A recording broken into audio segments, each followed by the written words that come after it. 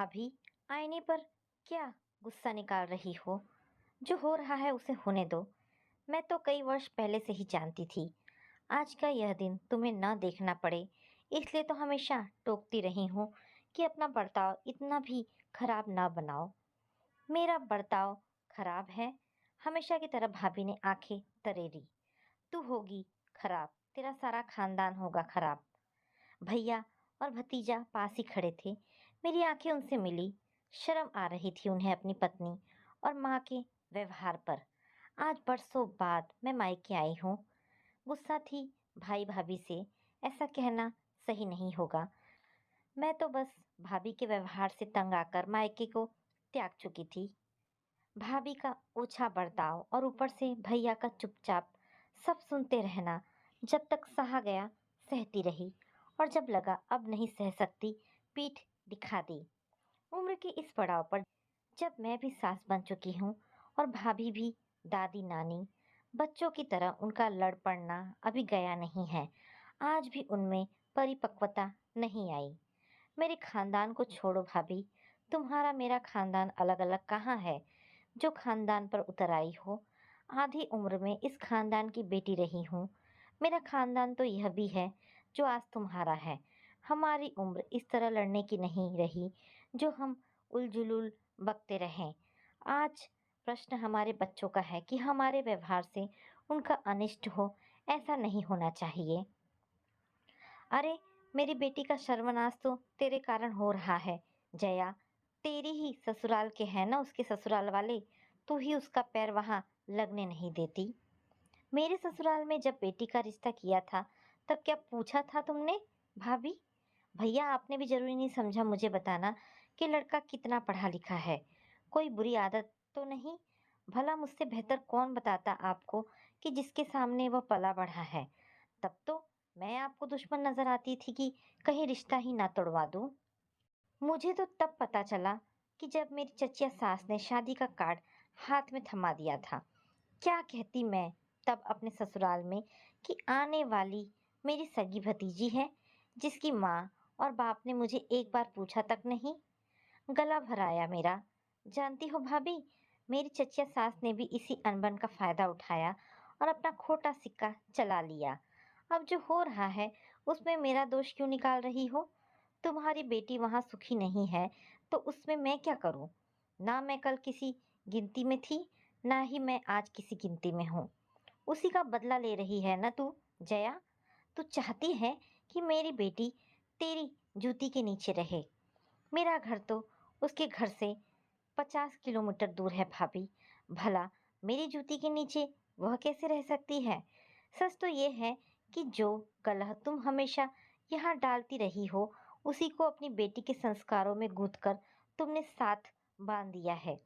एक तो सोना, उस पर सुहागा। पति अच्छा होता तो पत्नी की आदतों पर पर्दा डालता रहता, जिस तरह भैया डालते रहे हैं। लेकिन वहाँ वह भी तो सहारा नहीं है। शराबी चरित्रहीन पति पत्नी को नंगा करने में लगा रहता है, और पत्नी पति के पर्दे तार तार करने से नहीं चूकती। उस पर आग में घी का काम तुम करती हो। बेटी का घर बसाना चाहती हो तो कम से कम अब तो जागो और बेटी को समझाओ कि समझदारी से काम ले। घर में रुपए पैसे की कमी नहीं है। लड़का अच्छा नहीं, लेकिन सास ससुर तो लड़की को सिर आंखों पर रखते हैं। पति को समझाए, उसे सुधारने का प्रयास करे। कैसे समझाए उसे मेरी बेटी? उसके तो 10-10 हजार चक्कर हैं। कई कई दिन वो घर ही नहीं आता। ऊपर से तू भी उसी को दोष देती है। तो क्या करूं मैं? कोई बीच का रास्ता निकालना होगा ना हमें। कम से कम घर तो संभाल ले तुम्हारी बेटी। सास ससुर इज्जत मान देते हैं, उन्हीं का मान रखकर घर में सुख शांति बनाने की कोशिश करे। मेरे दोष देने या ना देने का कोई अर्थ नहीं है भैया। मैं कब उसके घर जाती हूँ? तुमने इतना प्यार ही कहाँ छोड़ा है कि वो बुआ के घर आना चाहे, या मैं ही उसे अपने घर बुलाऊं? तुम्हारे परिवार से दूर ही रहने में मैं अपना भला समझती हूँ। मन भर आया मेरा और मैं अतीत में विचरण करने लगी। ये वही घर आंगन है जहाँ मैं और मेरे भैया दिन भर धमा चौकड़ी मचाते थे। अच्छा संस्कारी परिवार था हमारा, मगर सविता भाभी के आते ही सब बिखर गया। छोटे दिलो दिमाग की भाभी की जबान गज भर लंबी थी। प्रकृति ने शायद लंबी जबान देकर ही बुद्धि और विवेक की भरपाई करने का प्रयास कर दिया था, जिसका सविता भाभी जमकर इस्तेमाल करती थी। हैरान रह जाते थे हम सब। बच्चों की तरह लड़ पड़ती थी मुझसे। समझ में नहीं आता था कि सविता भाभी का दिमाग इस दिशा में जाता है तो जाता कैसे है। एक पढ़ा लिखा सभ्य इंसान किसी दूसरे पर सीधा सीधा आरोप लगाने से पहले हजार बार सोचता है कि बरसों का रिश्ता कहीं टूट ही ना जाए। लेकिन सविता भाभी तो अपनी जरा सी चीज आगे पीछे होने पर भी झट से मुझ पर ही इल्जाम लगा देती थी कि मैंने अपनी आंखों से देखा है। स्तब्ध रह जाती मैं। कैसे बातें करती हैं भाभी। पहले पहल तो सब मुझे शख्स देखते रहते थे, फिर धीरे धीरे समझ गए कि यह सब सविता भाभी के ही दिमाग की उपज है। भैया से 3-4 साल छोटी हूँ मैं, और माँ बाप की लाडली समझदार बेटी, जो भाभी के आते ही चोर चुगलखोर और पता नहीं क्या क्या बन गई थी। यह क्या हो गया है तुम्हें जया? तुम सविता से झगड़ा क्यों करती हो? उसका सामान भी उठा ले जाती हो और पैसे भी निकाल लेती हो। तुम तो ऐसी नहीं थी। क्या सविता से तालमेल बिठाना नहीं चाहती हो? तुम्हें भी तो एक दिन ससुराल जाना है, और अगर तुम्हारी ननद भी ऐसा ही करे तुम्हारे साथ, तो कैसा लगेगा तुम्हें? राजीव भैया ने अकेले में ले जाकर एक दिन पूछा था। मेरे तो पैरों के नीचे से जमीन ही निकल गई थी। यह क्या कह रहे हैं भैया? तब समझ में आया कि भैया के खींचे खींचे रहने का कारण मैंने सविता भाभी के पैसे निकाल लिए। नहीं तो भैया, जरूरत होगी तो आपसे या पिताजी से मांग लूंगी। भाभी के पैसे चुराऊंगी क्यों मैं? तुमने अपने भाभी के 2,000 रुपये नहीं निकाल लिए, और वह शिकायत कर रही है कि उसका भारी दुपट्टा और सुनहरी वाली सैंडल भी। भैया, भारी दुपट्टा मेरे किस काम का? और भाभी के पैर का नाप मेरे पैर में कहाँ आता है? कैसी बेसिर पैर की बातें करते हो आप? जरा सोचो, दुल्हन का सामान मेरे किस काम का? वह कहती है कि तुम उसका सामान चुराकर अपने लिए संभाल रही हो। असमंजस में पड़ गई थी मैं। क्या हमारे इतने बुरे दिन आ गए हैं कि मैं अपनी भाभी का सामान चुराकर अपना दहेज सहेजूंगी? पता नहीं कैसे माँ ने भी हमारी बातें सुन ली और हक्की भक्की सी अंदर चली आई। क्या यह सच है जया? तूने अपनी भाभी का सामान चुराया है? काटो तो खून नहीं रहा था मुझे। क्या माँ की भी मति मारी गई है? उस पर भाभी का यह भी कहना है कि मैंने अपनी आंखों से देखा है। ऐसी खाई खोद दी थी भाभी ने घर के सदस्यों के बीच, जिसे पाटना सबके बस से बाहर था। हर पल वह किसी न किसी पर कोई ना कोई आरोप लगाती रहती, जिस पर हमारा परिवार हर पल अपनी ईमानदारी ही प्रमाणित करने में लगा रहता था। लगता है हम सब चोर हैं, जो बस सविता भाभी के ही सामान पर नजर गड़ाए रहते हैं। कहीं की रानी महारानी है क्या यह लड़की? गुस्से में बोल रहे थे पिताजी। जब देखो किसी न किसी को चोर बना देती है। हम भूखे नंगे हैं क्या, जो इसी के सामान पर हमारी नजरें रहे? बेटा, इसने हमारा जीना हराम कर दिया है। क्या करें हम? कहाँ जाएं? हमारा तो बुढ़ापा ही खराब हो गया है इसके आने से। 2-3 साल बीतते बीतते मेरा विवाह हो गया था, और माँ पिताजी ताऊ जी के पास रहने चले गए थे। उन्होंने अपने प्राण भी वहीं छोड़े थे, और मेरा मायका भी इसी दुख में छूट गया था। भाई का घर बसा रहे इस कोशिश में सारे बंधन तोड़ दिए थे मैंने। भाभी के बच्चे बहुत छोटे थे तब, जब मैंने आखिरी बार मायका देखा था। भैया कभी शहर से बाहर जाते तो मुझसे मिलते जाते, जिससे थोड़ी बहुत खबर मिलती रहती थी। वरना मैंने तो मायके की ओर से कभी के हाथ झाड़ लिए थे। बेटे की शादी पर भी मैं ये सोचकर नहीं आई थी कि क्या पता सविता भाभी इस बार कौन सी चोरी का इल्जाम लगा दे। मैंने अपनी बेटी सपना की शादी में सिर्फ भैया को बुलाया था, जिस पर सविता भाभी ने यह इल्जाम लगाया था कि भैया ने भाभी का सोने का हार ही मुझे दे दिया है। एक दिन मैंने राजीव भैया से फोन पर पूछा कि सविता भाभी का कौन सा हार उन्होंने मुझे दिया है, तो रो पड़े थे वह। जीवन नरक हो गया है मेरा जया। मैं क्या करूं? ऐसी औरत का ना जीती है ना जीने देती है। जी चाहता है इसे मार दूं और खुद फांसी पर लटक जाऊं। राजीव भैया की हालत पर तरस आ रहा था मुझे। रिश्तों के बिना इंसान का कोई वजूद नहीं, और जब यही रिश्ते गले की फांस बनने लगे तो कोई कैसे इन रिश्तों का निर्वाह करे। कुदरत कैसे कैसे जीवों का निर्माण कर देती है, जो हमेशा दूसरों को दर्द देकर ही खुश होते हैं। जब तक दो घरों में आग न लगा ले, उन्हें चैन ही नहीं आता। जया, तू कभी मेरा भला नहीं होने देगी। अगर मुझे पता होता तो मैं कभी तेरे ससुराल में बेटी ना देती। भाभी के ये शब्द कानों में पड़े तो मेरी तंद्रा टूटी। भैया और भतीजा मेरे पास चले आए थे। क्या जवाब था मेरे पास भाभी के आरोपों का। बुआ आइए, आप ऊपर चलिए, सफर की थकावट होगी, हाथ मुंह धोकर कुछ खा लीजिए। भतीजे ने मेरी बाह पकड़ी और भैया ने भी इशारे से साथ जाने को कहा। सविता भाभी का विलाप वैसा ही चलता रहा। अनमनी सी मैं ऊपर चली आई और पीछे पीछे सविता भाभी का रुदन कानों में पड़ता रहा। तभी सिर पर पल्लू लिए सामने चली आई एक प्यारी सी बच्ची। ये आपकी बहू है बुआ, भतीजे ने कहा। छाया, बुआ को प्रणाम करो। जीती रहो। आशीर्वाद देकर मन भर आया मेरा। खून में लहर सी दौड़ने लगी। मेरे भाई का बच्चा है ना, इसकी शादी में आती तो क्या बहू के लिए कोई गहना ना लाती। गले की माला उतार बहू के गले में पहनाने लगी तो भतीजे ने मेरा हाथ रोक दिया। बुआ, आप इस घर की बेटी हैं, आपको हमने दिया ही क्या है जो आपसे ले लें।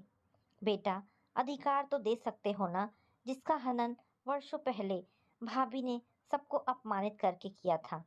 टूटे रिश्तों को तुम जोड़ पाओ तो मैं समझूंगी आज भी कोई घर ऐसा है जिसे मैं अपना मायका कह सकती हूँ। यह कहकर मैं रो पड़ी थी।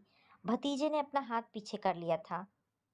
छाया, बहू के गले में पहनाकर माला, बहू के गले में पहनाकर माला, छाया बहू के गले में पहनाकर मैंने उसका माथा चूम लिया। बड़ी प्यारी लगी मुझे छाया। झट से मेरे लिए नाश्ता परोस लाई।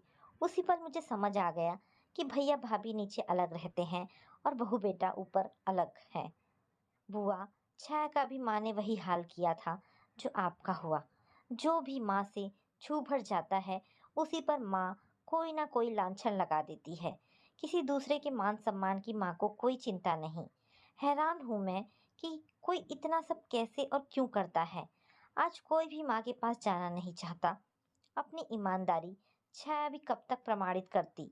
इसकी माँ ने ही इसे 20 तोला सोना दिया है और माँ ने इस पर भी अपनी अंगूठी चुरा लेने का आरोप लगा दिया। और सबसे बड़ी बात, जिन चीज़ों के खो जाने के लांछन माँ लगाती है वो चीज़ें सच में होती ही नहीं।